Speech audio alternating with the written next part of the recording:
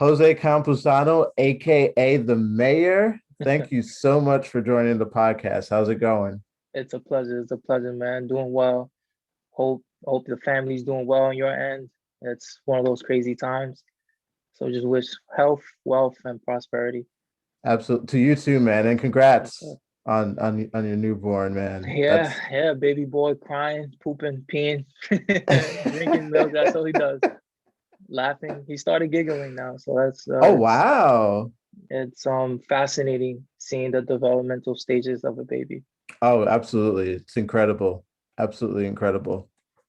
Yeah. So we're in this episode when we talked about money, everyone's favorite topic. But before we get into that, you wanna just introduce yourself, say a little bit about yourself? Absolutely. Born and raised in New York. I'm a Bronx native, Lehman College alum, studied finance in school, worked my way through marketing reigns and top holding companies.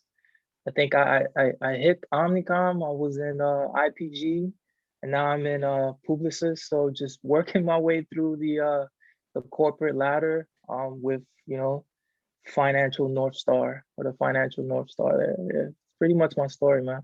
Beautiful, beautiful. Yeah, from the Bronx, from the Yes, sir. BX. Yeah. So yeah, I think that with your finance background and everything, I felt like you were a perfect person to talk about this topic with. I think money, it's something that first and foremost has been around for a very long time. I think well over like 5,000 years. When you look at a very top level, just our species, like first and foremost, like one of the things that makes us so different from everything else, every other species, is that we're able to conceive of things that doesn't necessarily exist, things that you can't particularly grasp and like hold on to, while other species need that. And money is probably one of the biggest things, right? It's a social construct. It's a thing that uh only has value because we place value onto it, and it allows us to do big and beautiful things, like building incredible civilizations and buildings, and ensure that there's a bit more peace and prosperity because of that entity that doesn't necessarily exist outside of our minds, but helps us to just live and be able to like have a connection and a clear understanding of what value is. Yeah. What's your thoughts on money, and I just how mean, it's perceived today and everything? look at your lead up to that, right? It was pretty passionate. But then if you think about schooling, right, and how you get taught in school about money, it's like it's lost so much substance that like it's barely taught in school. And the financial literacy aspect of money, like how do you manage money, how do you make money grow, what are the vehicles that you can use, like those conversations aren't taught in school. um and especially like even in higher learning, when you go to college and you learn corporate finance, well, that's more like book value and liabilities and assets, right? You start kind of learning what the classifications are, but you still aren't taught like, oh well, this is how you raise money, or like this is how you'll go to a venture capital, or things like that. Those aren't taught. I mean, maybe in Harvard, or one of those like top tier universities, MBA colleges, um possibly, but you'll have to have like 14 years of school before entering one of those programs to get that full development or full knowledge of what money is. Um, so when you say that, that's what I think. I get angry, or I get a little bit like, wow, it's so lost in our culture, especially cultures, like urban society, right? That doesn't necessarily like the schooling is has such a predefined construct that it hasn't changed in years. So that's, to me, it's crazy. But to your point, right? Money. It it doesn't buy happiness, but it can provide freedom.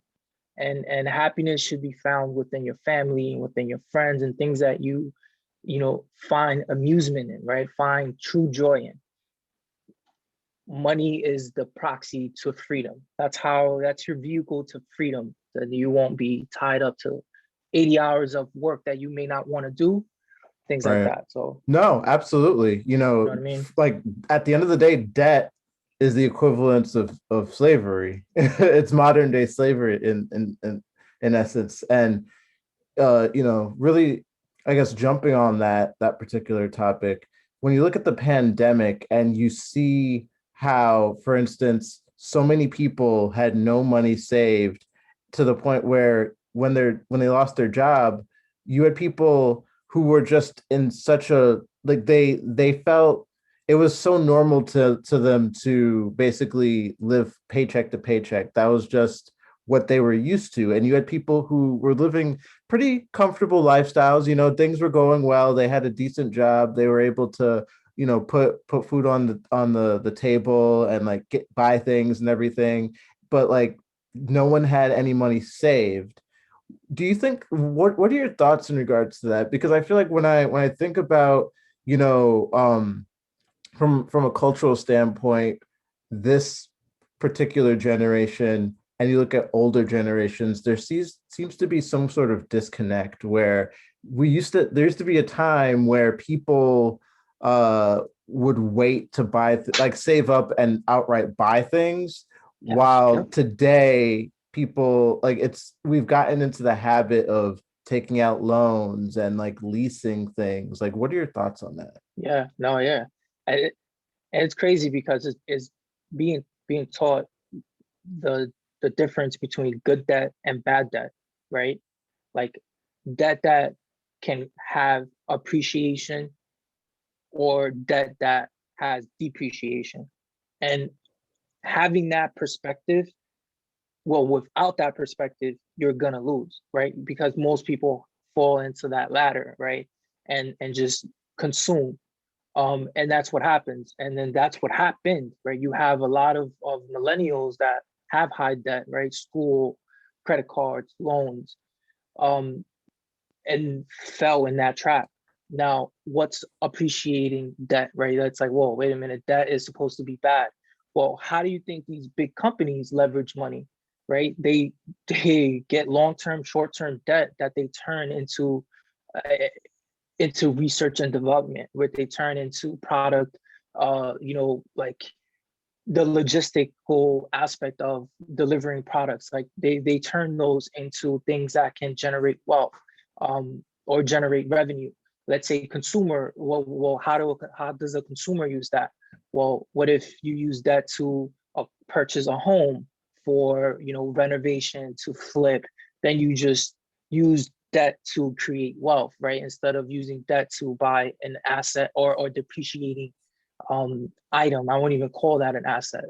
So that's my thoughts when you kind of say that, and what happened pre-pandemic, right? Our spending was super high. I think people lost that sight of, from a millennial perspective, a lot of millennials are growing up now, right? I think we are the majority from like a group, right? Gen X and baby boomer. I think we surpassed baby boomers in our previous era from like population. So much money, right? You get people out of school, now you got new jobs. I think corporate and like revenues for corporations will always increase. It will just always increase because population increases, right? So that consumption increases. So it's crazy when you think of like future earnings. There's certain companies that will always have future earnings, even have higher future earnings. Yeah.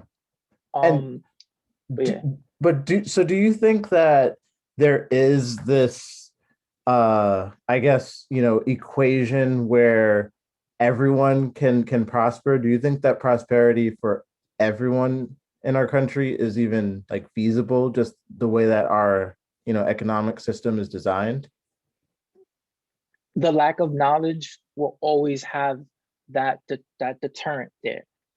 Like for the pandemic situation, that wealth gap increased substantially, right? The top 1% became like the top 1% now. I think you got to add another top to there, you know what I mean? To that suffix or prefix. So So it's kind of, yeah, it's insane.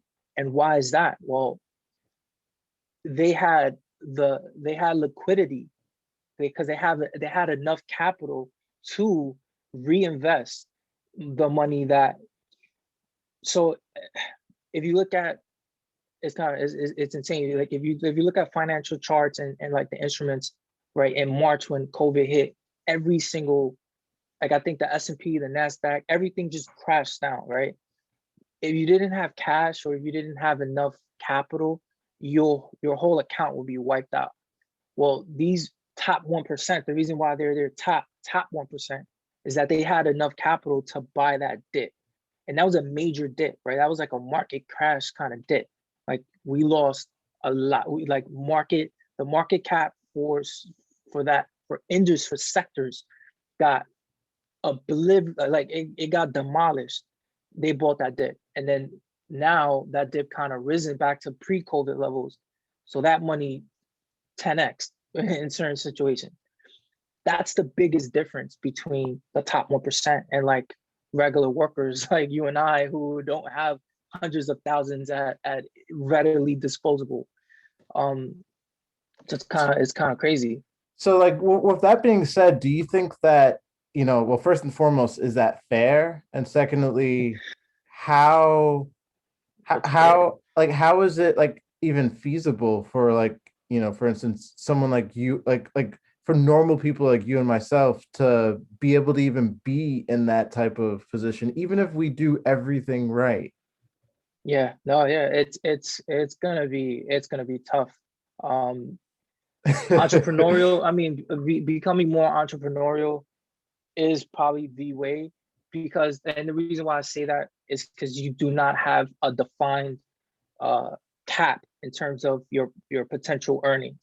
Well, if you're working for a company, well, you're capped at your salary. You can't make more than that. Caveat, bonuses, and those particular things, right, that may be included in a contract. But even those are capped. You don't have an unlimited bonus, right? So I think that that's where we are, and versus a seasoned vet who may have different sources of income that does not have that cap, and they can scale and they're able to generate wealth at exponential rates compared to us. So that's one of the primary differences that kind of pigeonholes a lot of us in that lower group from taking it to the next level.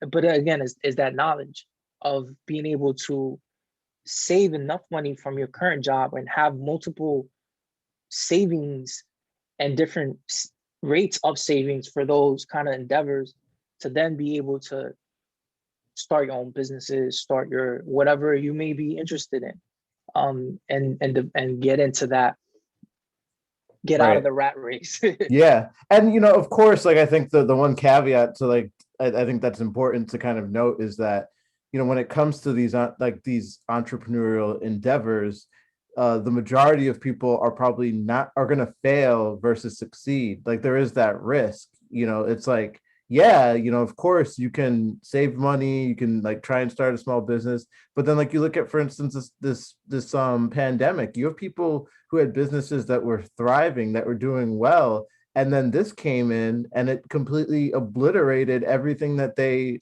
been working on for some people for their lives for Yeah. years and years. So when you look at things like that, when you look at the fact that once the pandemic came and there was a need for support and for the government to really get involved, and instead of helping the common person, they ended up really prioritizing and pursuing ways in which they could delve billions of dollars to corporations. Like, what are your thoughts on that? I mean, that story is never going to change. Even with new administrations, we're in a capitalistic society. So at the core of that word, capitalistic, you have corporations. So from I think a government perspective, it's beholden to them to have their a corporate interest prioritized versus regular like you and I public. And I say that because they have most of the money. um So it's tough that's a pill you're gonna have to always swallow. I don't think there isn't anything that can bring us out of that kind of like society the way we are, right? Because if you start changing, then you go through those little, you go through socialists and you go through different kind of governments that have different views, but they all turn out bad, right? I think us being like a capitalistic society, we've we've held the top reign of as superpower for a lot of years now. And why is that? Well, because of the corporations. So it's an ugly pill to swallow. It's an ugly truth. But I feel like you're gonna have to live with that, but also have the mindset to say, well, if this is the real life, well, what do I need to do to pivot or to position myself in ways where I can benefit as well?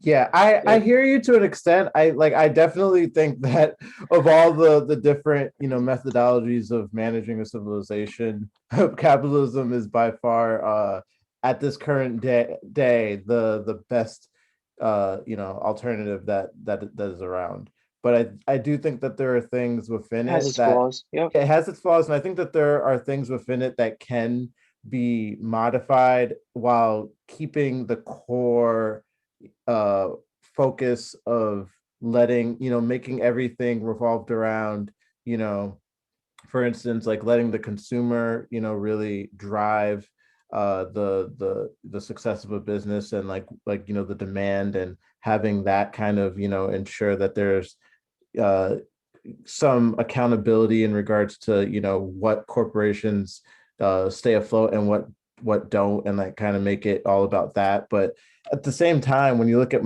like the monopolies that we have, and the It's issues on crazy. that front, I think that's problematic. But I do agree with you. I do think that there is, like, I think it's a balancing act, right? Like, I think that there are things that the government can do better to like really set people up for success, and just make it so that, first and foremost, like from an education standpoint, people have better education access for themselves, so Yeah, that yeah, that can set you up and like give you that solid foundation. Because I feel like education is just, it's imperative in order to like have any chance at decent life like that. And just the correspondence of education, like a good household, and all these things. It's like, if you just don't give people at least like a chance at life, that they're gonna fail. Like, there's no if, ands, or buts about that. But with that being said, I think we've spoken about this in the past, like, to some extent. But I grew up extremely poor. I think, like, when I see where I am now and like where I was growing up, I would have never, imagined like just anything in regards to, like, where I am. And I think about the struggle. I think about, the times where it wasn't so, like, easy to know, like, when like my next like good meal was going to be, and like things like that. And it's like, I hustled. I figured out like what to do. I took on extra jobs. Like, I did what I needed to do to like get to where I wanted to be. But not everyone, obviously, has that first opportunity. has that opportunity. So true. So No, no, it's so true. I 100% relate to that. As you say that, I see myself going through the same kind of phases and ups and downs. Um, but it's tough. I mean, and education is one of those things that helps you break out of poverty. The only thing that's wrong with education is that I think we've transitioned from different revolutions, right? Industrial to like now we're going to the digital revolution, right? We our society has transcended so many times that you start to think, well, why is our educational system still stuck in the same curriculums? So that right there just tells you where, the broken pieces are. But education is one of the biggest things that can break you out of poverty. Um, and it's also the right kind of knowledge, because I'm not saying you need to be a PhD in something, but if you can gather enough information about one particular topic, you can become a subject matter expert in that topic. So that's education. You're educating yourself in a particular topic. It can be anything. Once you become that expert in that, well, you can begin to monetize it, whether it's you producing it, whether it's you advising on it, or whether it's you doing anything surrounding it. So it's all about understanding how can you have specialized knowledge. And that's one of the real big factors that it takes a long time for a 14-year-old that's starting high school to learn. By the time he's 18 or 17 going to college, it still hasn't stuck. And that's something that our parents, right? I know I come from an immigrant family, right? Our parents didn't have the time I know for me, didn't have the time to digest all that information, because they had to fight for that next meal to provide for her, for their kids. And I would say her because Yeah. I'm thinking about my mother, right? She worked in a Yeah. factory. Like, how she worked in a factory from 5 in the morning to almost 7 p.m. Then to come home to 3 kids, right? So it's like, when is she going to school? When is she learning? When is she pursuing projects? When is she pursuing hobbies? She can't, right? So there's 1,000 of my moms out there that are superwomen, hundreds of thousands that didn't have that opportunity to chase something. And then our generation, and even some of the earlier, like like before my generation, they kind of got to that, right? And then this is where you're seeing us now. That I wish I knew what I knew now when I was like 17. I would have been a monster. But Yeah. then it had to be. I feel like it was God's doing for me to understand it now, because I have so much deep perception and perspective of these things that it kind of clicks, and you start channeling your like you start channeling different emotions and different energies that you have, and then start applying those to those projects, right? So you can become 100% committed into something, right? You can be obsessed into something, but then you can control that energy and be obsessed in a project, be committed to a particular goal. And I mean, that kind of mental mind state isn't taught, isn't you have to go through it and learn it and be disciplined enough to continuously apply it. So I mean, it's tough, man. No, yeah. And I think, because to your point, I think that, like at the end of the day, like while it's tough, it definitely gives you that grit. It gives you that, just added level of appreciation. But at the same time, like, when you were talking about that, like it made me think about how, like, first and foremost, when it comes to people who have money, money breeds more money, right? Oh It's yeah, like oh it's yeah. like their kids, like if like you're wealthy, your kids are good, your kids are probably going to be beasts, especially like if like you're in like the finance sector and everything, you're probably going to raise your kids to be beasts about their money. They're going to have like a huge head start, like to your point, because like you were saying, you wish that you knew what you know now when you were like a teenager, so you could have got that head start. And it's like there are people who just inherently are just born into like situations That where they're heads, gonna yeah, have yeah. that head start. So like I kind of wanted to push you a little bit on socialism, because I agree with you with capitalism, but I think one thing that I think about at times, I feel like while socialism, we see that it's an experiment that has failed over and over again. I think that there are things that people who identify as socialists call out that are valid. I think that the issues that are addressed and highlighted are valid. The solutions maybe not so much. So, like for instance, with the whole GameStop thing, I think that's a Shout out to pretty, GameStop. yeah. Shout out to GameStop and Coinstar, or uh, well, I mean not I, Coinstar, Dogecoin. Doge.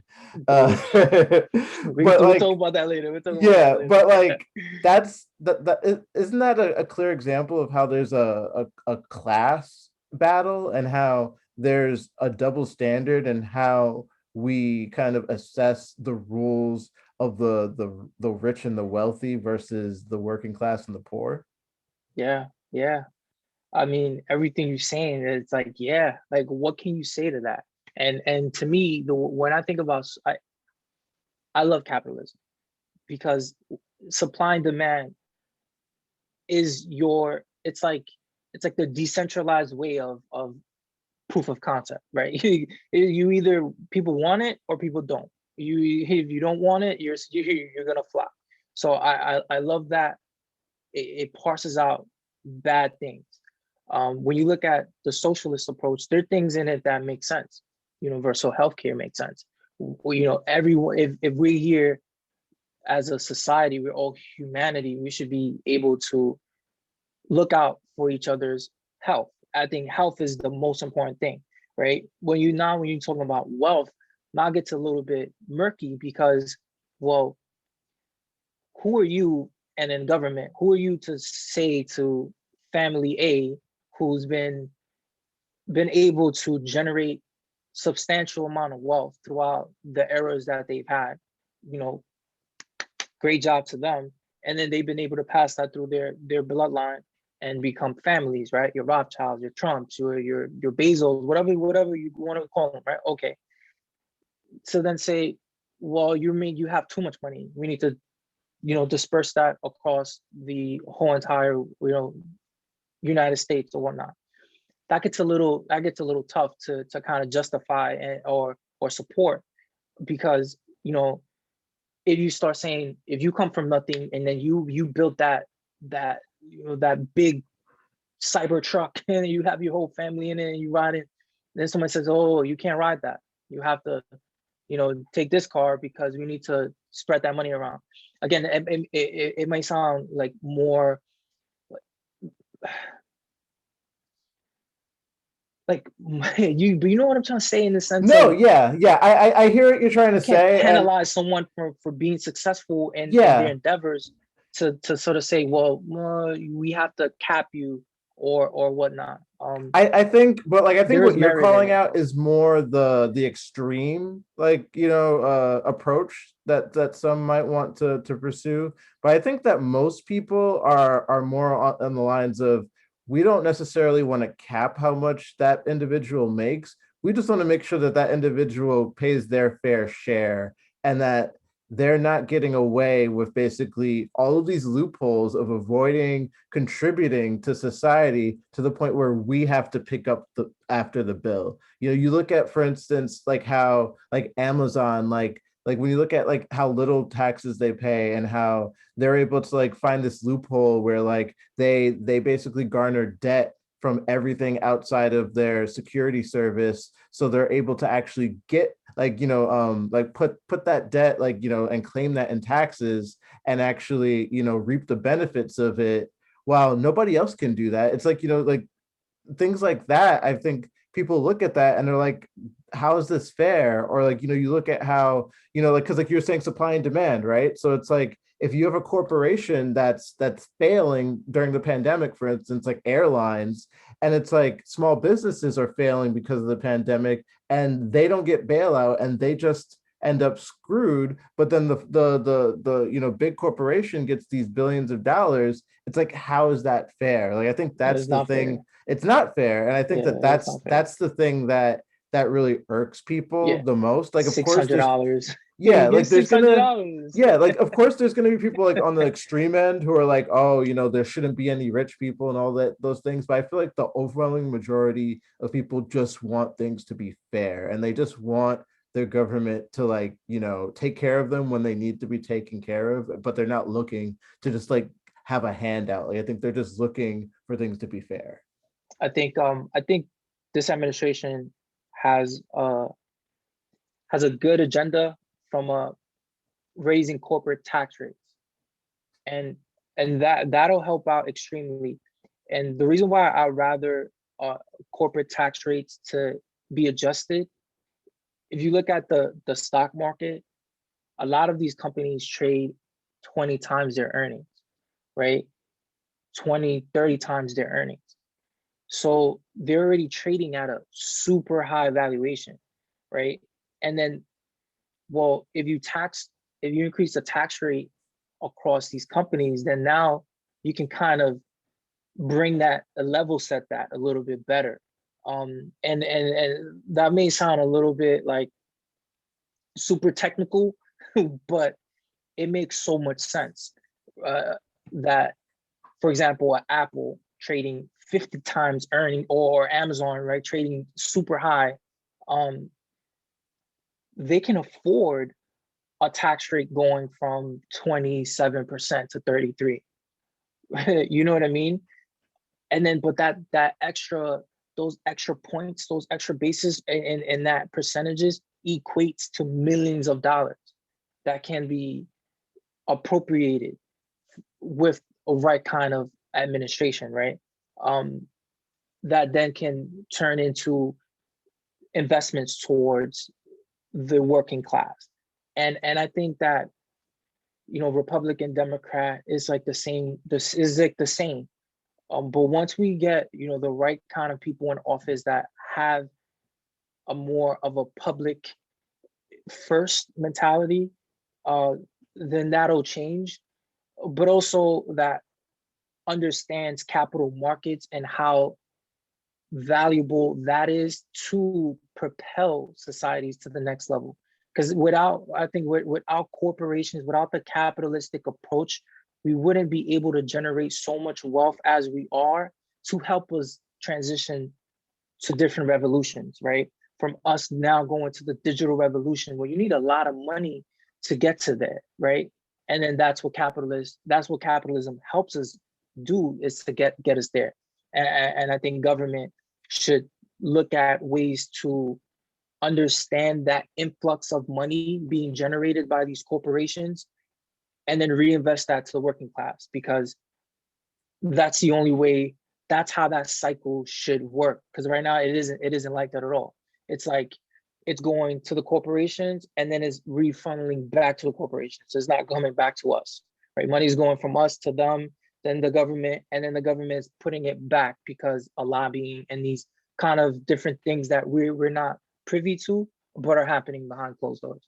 So on my last episode, I want to get your thoughts on this. My guests, we we kind of like we're mostly talking about AI, but then we kind of went down a rabbit hole and spiraled and started talking about economics. And at one point, they were saying how, you know, the U.S. dollar, the thing that gives it its value and its strength is fear.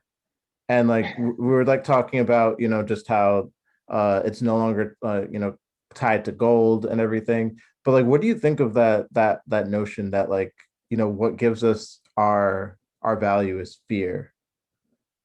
Well, I mean, I need more context to get the why I, fear was injustice I there, but yeah. I will say, just generally speaking, we are a superpower, and that's what keeps the greenback, that fiat money, as the standard, right? Because we are a superpower, because we are the top economy in the world. If the United States mirrored an economy of, you know, somewhere in Africa, and I don't want to, you know, just cherry pick Africa, but I'm just hypothetically just throwing that, you know what I mean, just to give you, just immediately give you that sense of No, yeah. magnitude, right? We'll have serious issues from a dollar not having any reserve and our debt being in the trillions, right? We will have serious issues because our credit worthiness would not be there. Our rates to borrow would be high. It'll be insane from how that will destroy our economy. But because that isn't the case, that's what generates that dominance from a US dollar. Um, it'll be interesting, to me, it's interesting to see the battle from crypto and fiat, or which is like your dollar, your euro, green, just regular money, right? That battle between both currencies, because, you know, the US has such a stronghold, and they'll never lose that stronghold So it's going to be super interesting to see how that's going to develop in the next coming years. That's fascinating. I think that's a perfect segue to crypto. And like, where do you see that going? Do you think that there is the possibility? Like, so right now, like what I think Bitcoin is at like what 40K, Hold on, 35K or I have a something. widget for that. I have a I widget for that. So Bitcoin's trading at 47,600 a 47 coin. that okay. There are people, okay, wow. So I know that there are some people who are saying that by the end of the year, what it could get to $100,000, right? Like where do What's going to you drive Bitcoin's price is the lack of circulation, right? Or the fact that Bitcoin caps out at, I think it's 21 million coins. Um, so that scarcity is going to drive the price up. If more institutional people start buying right? Bitcoin and start removing Elon Musk, that, Elon Musk. well, that's big, right? But you saw it did move crypto because now the float that's out there has decreased. So the amount of Bitcoins you can buy in the market, you know, has decreased. So the value goes up, right? And that's what, if you hear, like, going back to trading, I'm in like this whole trading world right now. If companies do a buyback, they're buying shares out of the market, so the float lowers, so their price goes up. So same thing that's happening with Bitcoin. It has the possibility, if so now, if more institutional, if more corporations with a pretty big cash flow, have really big cash flow, go, all right, let's throw another 2 billion into Bitcoin. And now you start getting that trickle effect, then Bitcoin can go to 100,000 by the end of this year, right? If enough corporations invest in it as a treasury or as an asset placement that they're doing. So it's super interesting to see how that's gonna play out. Right now, Bitcoin's way too rich for my blood, 47,000 a coin. But that just opens the door for the other cryptos that are in that market. And what's going to happen from a decentralization perspective, when you look at Ethereum and you look at, different blockchains that are running, and you look at all the apps or DAA or the DAAP apps that are being built off of Ethereum, uh, you're not seeing that same kind of developer gold rush in Bitcoin. You're seeing it in Ethereum. So I think that's like the biggest opportunity from a crypto, is looking at that blockchain and the tokens that live under that blockchain, and similar blockchains that try to do the same, one network approach. Um, that's the future, 100% the future. Right. So you like basically it's not going anywhere. That's gonna be the currency that will be moving towards eventually. Well, and that's where it goes back to my earlier point of that battle between the dollar and Bitcoin. And I think the sentiment that you're hearing now is Bitcoin is the gold, or the digital gold, instead of the new cash. Well, the media is pushing gold specifically, like it's meticulously dotted for that, like having you say Bitcoin is synonymous to gold instead of saying Bitcoin is synonymous to cash. If you look at the white paper for Bitcoin, it's supposed to be a peer-to-peer cash exchange, right? It was never intended to be a reserve, but the way that it's being pushed is as a reserve.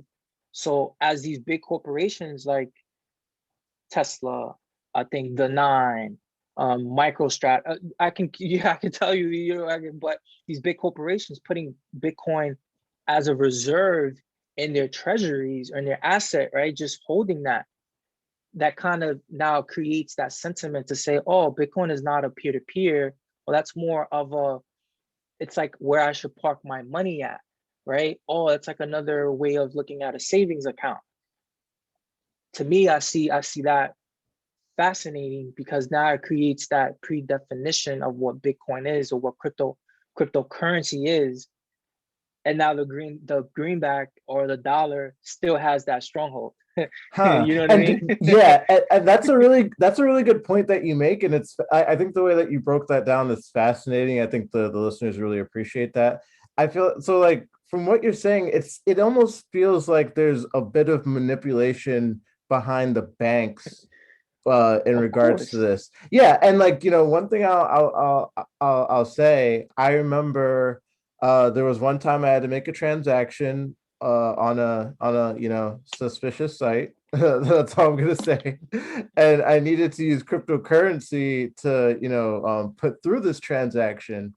And I remember when I needed to do this, I I got the Coinbase account, downloaded it, I tried to connect my bank to it, wouldn't allow me to connect my bank to it to transfer and purchase it. I had to do it through my savings, which takes longer because if you do it through your bank, it's like instant that you can do it. While with Yep. with savings, you have to wait a few days, which was a pain in the ass. But I had to do it through that, and it was interesting that my bank was like, "No, we don't allow this." And I googled it because I was like, "Huh," like I didn't think much of it, and they were like, "Yeah, like this bank, this bank, this bank." Does not allow you to like sync and like purchase crypto transfers through their thing. And I was like, huh. I'm like, so these banks don't want me buying. I'm like, clearly they look at them as competition, and that's why they do that. So like, what do you think of that tug of war battle that may come to fruition between the banks and like these Yeah. crypto companies? Well, the banks are the gatekeepers, right? Crypto is the decentralization, no gatekeeper. So that right there answers your question and where the interest is from a bank perspective. Um, so when you start seeing, and I think that's one of the biggest reasons why you start seeing companies like Square and PayPal and Cash App and on these particular companies are accepting Bitcoin as a way to say, hey, we're not your traditional bank, or hey, we're not your traditional financial institution, because the banks have a more the way they can borrow money from the Fed and from these other entities is streamlined, right? Compared to what that looks like from a crypto perspective, right? If everything was crypto, well, how the bank's gonna get lending, or how the bank's gonna generate all these massive inflows of cash that they get when the Fed cuts rates and does this and does that, right? So that dynamic is super interesting. I would love to understand it way more, right? From a insider, like a financial institutional insider, and say, "Oh, this is what's happening." But at the macro level, if you kind of have some, scattered knowledge around what's going on, you can kind of piece those things together and come up with some, hypothesis that makes sense. You know what I'm saying? Yeah.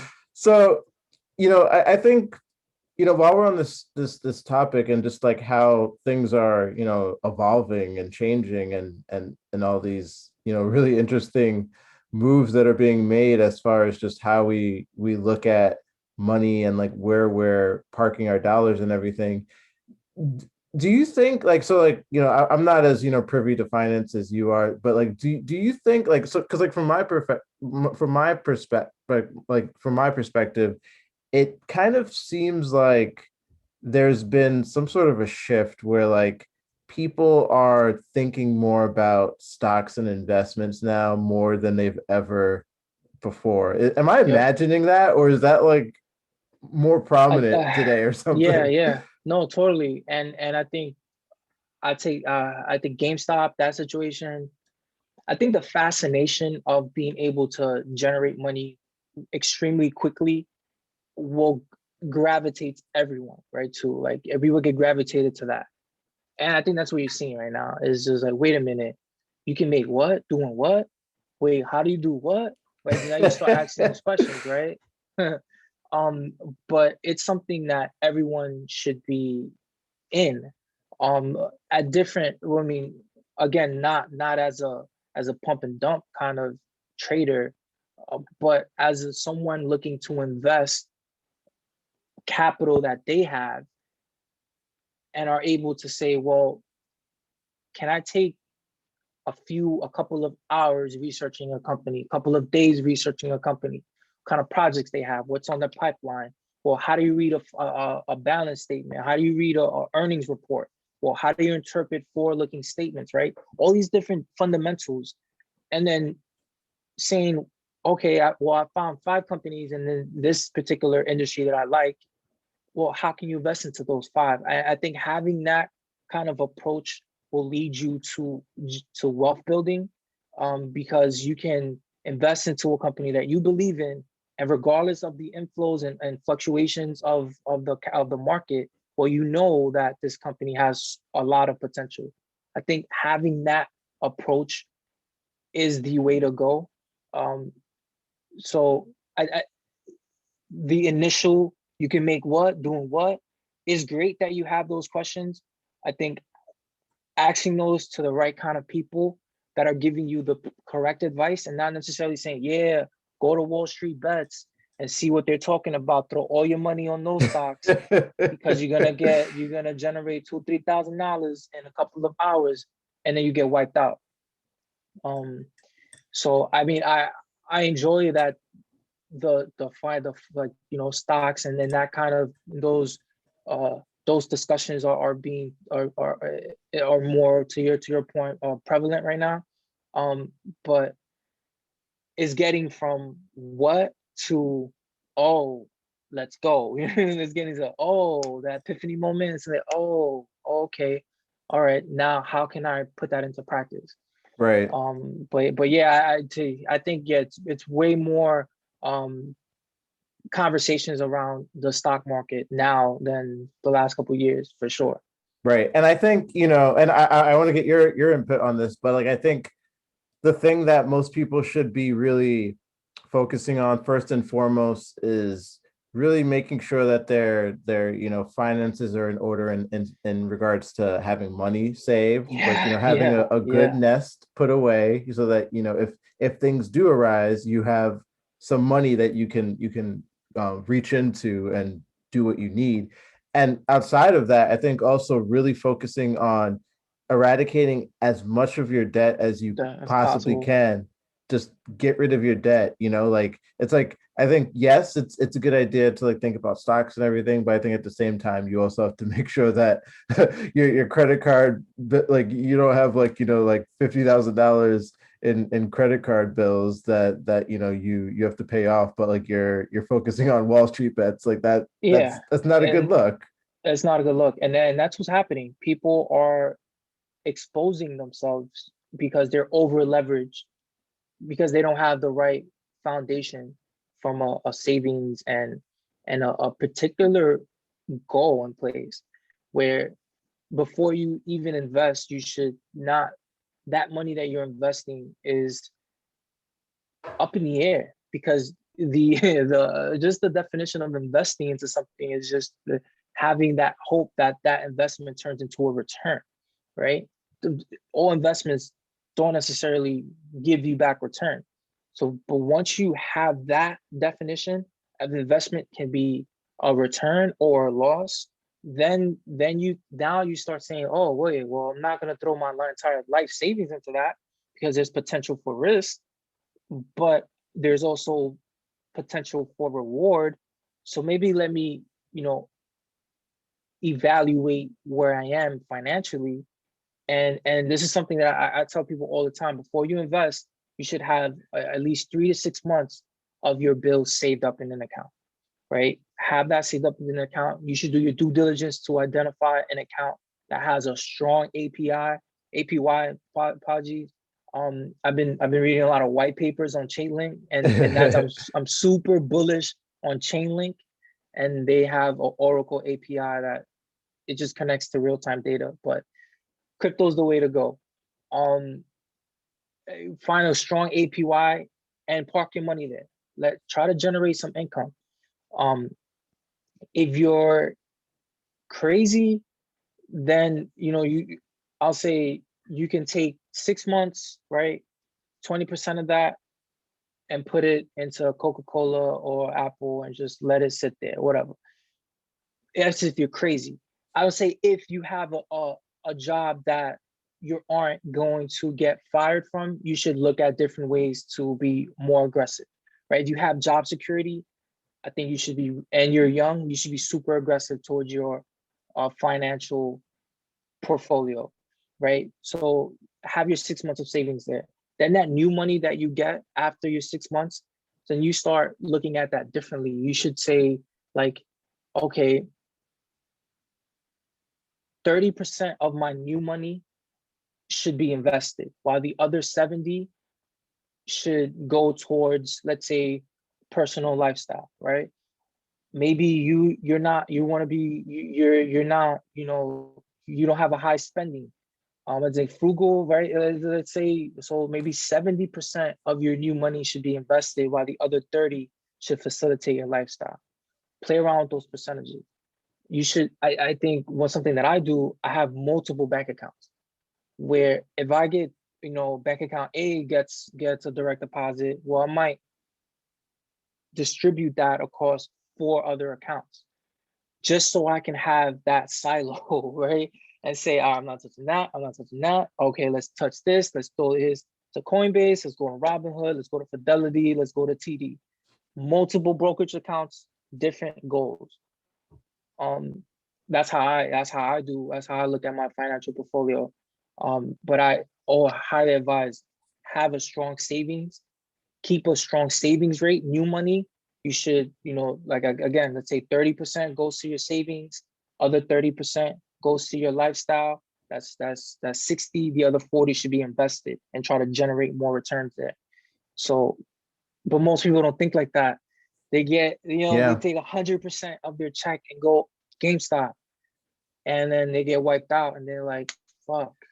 Well, and I think that kind of can, be applicable to what we were saying earlier in regards to like education and just the mindset that you're taught at an early, like early on in life, and that just really streamlining your perception on finances, and it's like the environment that you're in as well. If you were in an environment where it was just like, like you get paid, you spend it all, or like you get paid, you spend 80% of it all, you put like a couple $100 underneath your mattress, and like you just collect money in your mattress, and that's what you've always seen. Maybe that's gonna kind of be a reflection of how you're gonna like perceive what it means Exactly. to manage your finances. So I think that just really just it comes down to us really being educated better about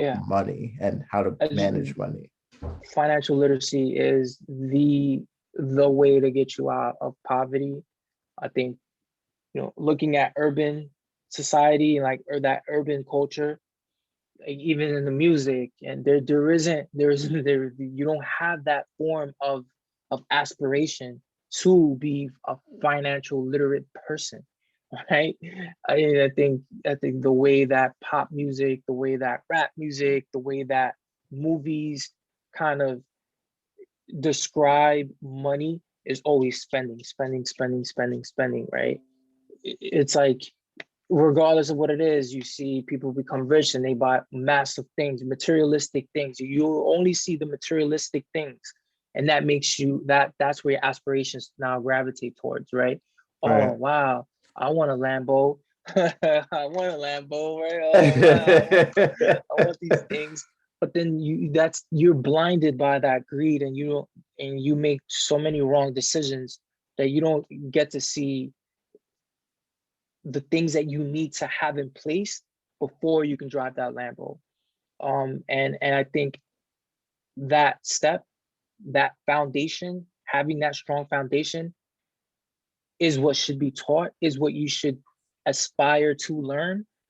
So then you can have those things that you wish you had, and it's crazy because you can want something right now. I can want this Lambo. I want this Lambo, right? But once I'm generating millions of dollars, I probably won't want that at all. You know what I mean? Yeah. So it's not, it's crazy, but it's like you should not want those things. You should want to have that strong foundation to be able to decide what do you need. And yeah, man.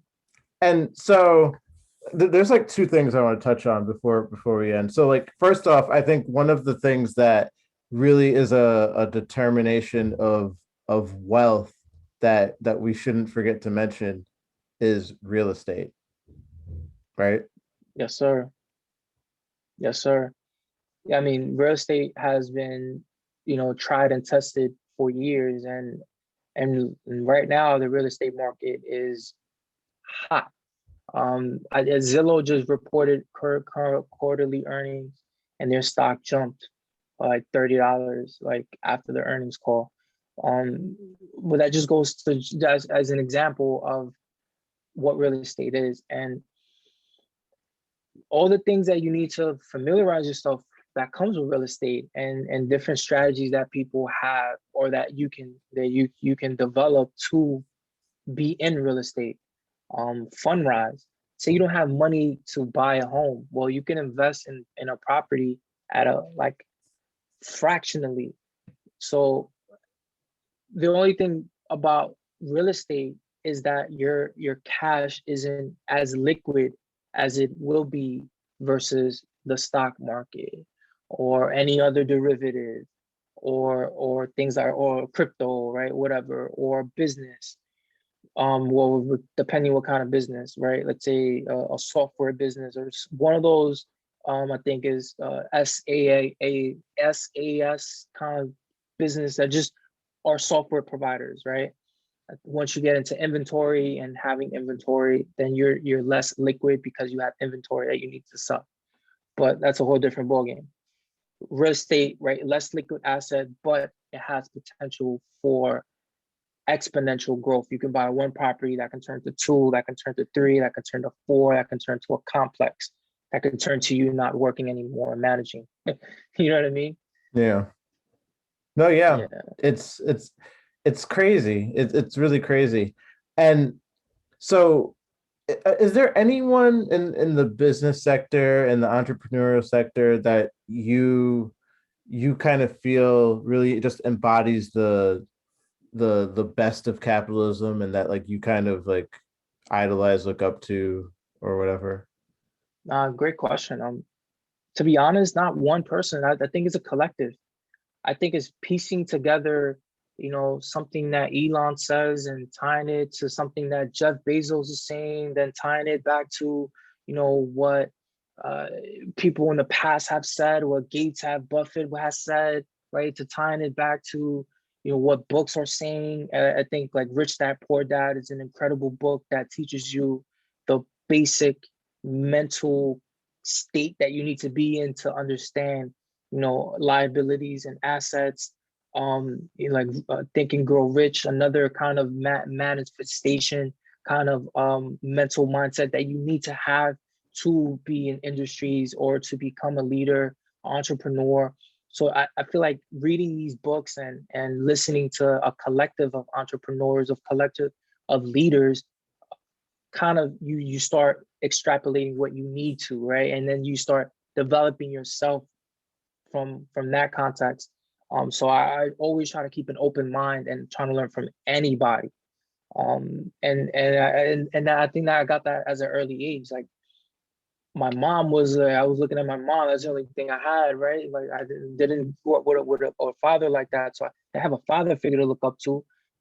As a boy, you look at your mom and you start, going through puberty. You're like, well, that's my mom. Well, how can I learn life? Well, what do I need to learn? And you start learning from everybody in front of you. As you get older, as you get more mature, as you get more intelligent, well, you start, you know, again, crafting and tailoring that energy towards specific kind of things and having specialized knowledge, right? Having that energy like, oh, I need to do what he did and what he did, not what he did and not what she did, maybe what she did, and then put that all together. That's kind of my approach. That's how I live life. No, I think that that was great, and I agree with you, and I think that's a good way of looking at things, right? Like really just taking bits and pieces of things that you reflect on and that you find valuable from multiple individuals, whether it be, just like, people that you don't know who are, big business entrepreneurs, or even people in your own personal life who you've interacted with. Exactly. And is there, so for the future, for the future of our nation, for the future of innovation and capitalism and all these things, like is there anything that you personally look forward to that you think is like gonna be exciting? Do you see a bright future for the world and for the nation? Yeah, I absolutely. I think we're slowly are. And I think pandemic kind of opened the eyes to our digital society. And then also the global connectivity of having the social media and the internet to be able to find a manufacturer in Asia, a manufacturer in Sweden and Africa, and all these places, Colombia, and being able to become stronger at achieving goals because you have the globe as a network, right? I think the past we were only limited to, well, oh, if I want to create a product, well, I need to find somebody in New York, or how do I find somebody here? Well, not now. Now you can, have pretty strong websites, pretty strong marketing material, and roll that out across different networks, right? Social media, different publishers. As you know, from an advertiser perspective, we have so many different vehicles that we can pursue to push messaging out there, to get whatever product out, and also have the network to have strong logistics, right? To have these things in place, and I'm excited for that future because that's what we're seeing. From looking at the past administration, the America first. I mean, I I respect that and I understand that sentiment of, well, this is our country. We need to stand strong here. Um, but beyond that, there's also, well, we're a resourceful group.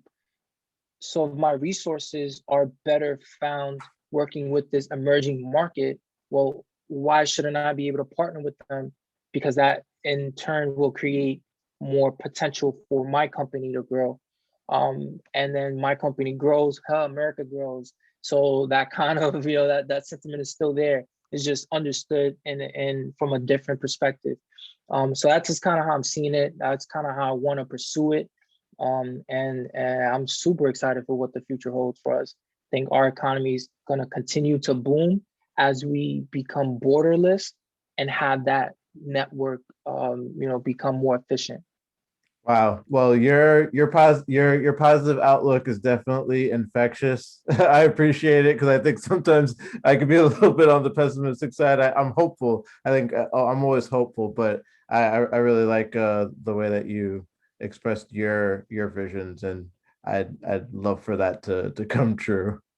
Yeah, I mean, thank you for that, man. I always try to find the strong positive pockets because what goes up must come down, right? And from a trader talk, right?